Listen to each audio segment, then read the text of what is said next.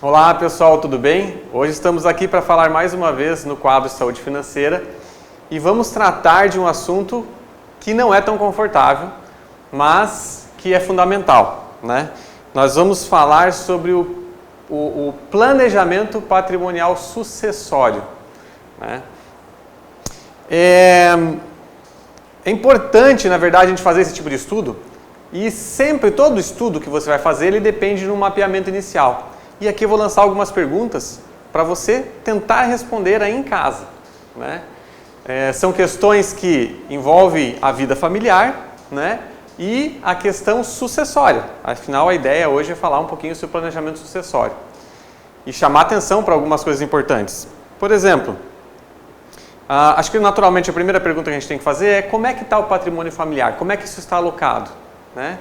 Eu tenho tanto valor em imóveis, eu tenho tanto valor em investimentos, em previdência, em securitização. Como que está distribuído esse patrimônio? Naturalmente, essa é a primeira pergunta que a gente tem que fazer e é o primeiro mapeamento que tem que ser feito para você poder efetivamente fazer um planejamento sucessório. Muitas vezes as pessoas não fazem esse mapeamento e não estão tão preocupadas com isso, né? Porque a gente pensa muito no imediatismo e esquece de planejar o futuro, né? A segunda pergunta, que daí é fundamental também, é quem na família é responsável pela manutenção do padrão de vida?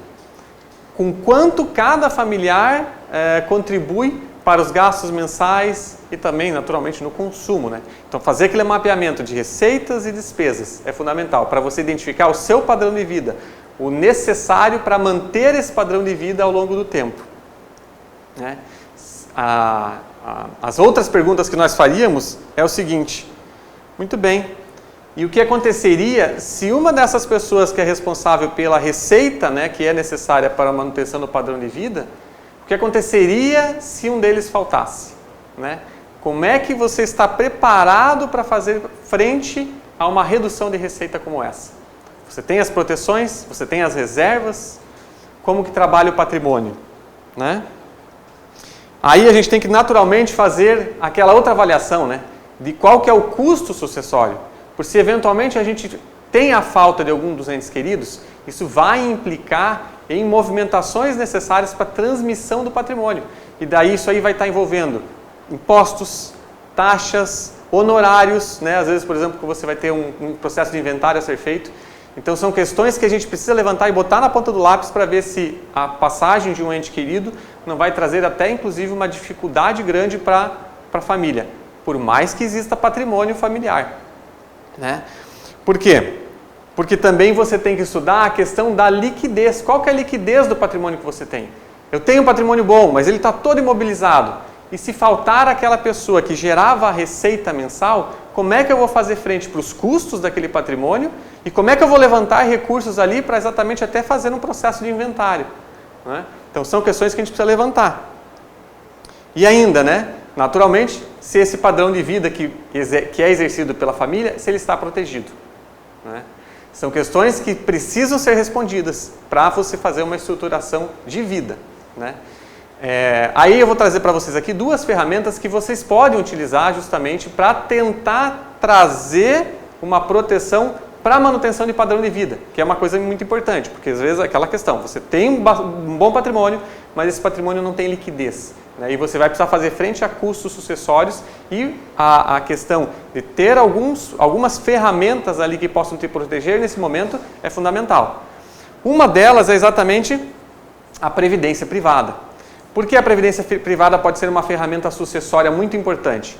Porque quando você faz uma previdência, você pode definir beneficiários, né? E previdências, elas possuem liquidez, né? Os planos de previdência privada, quando você define um beneficiário, se for necessário, né, se existir um momento difícil desse para a família, os beneficiários podem se habilitar para receber aquele recurso com agilidade. Então você tem uma liquidez de uma parte do patrimônio que vai poder auxiliar naquele processo de sucessão decorrente da falta de um dos entes queridos. E inclusive você pode fazer aquele planejamento com uma parte do recurso para exatamente ser o suficiente para você manter aquele padrão de vida mensal ali que a família precisa para pagar a educação, para pagar a alimentação, para pagar os custos com o imóvel e assim por diante, né?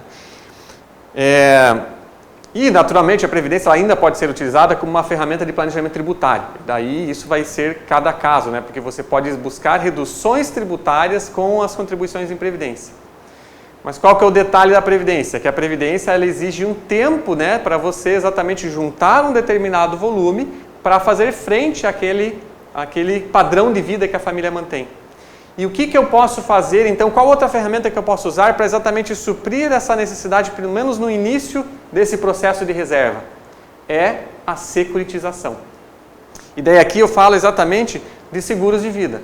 Só que qual que é o seguro de vida que é importante a gente conhecer e que não tem tanta disponibilidade no mercado?